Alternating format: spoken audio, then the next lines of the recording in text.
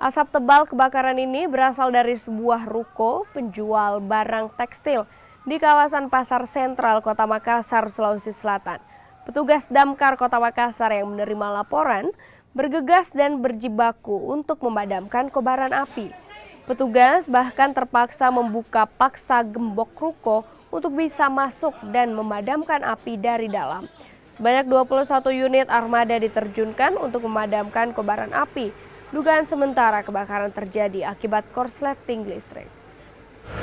Jadi dalam kondisi proses dan sekarang ini dalam kondisi pendinginan lantai 2 dan 4, 3 itu sudah terkendali, proses pendinginan juga sudah, sekarang di lantai 2 proses pendinginan.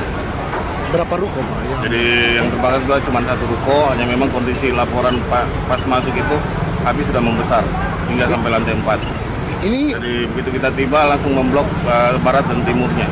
Jadi saya kira proses untuk memblok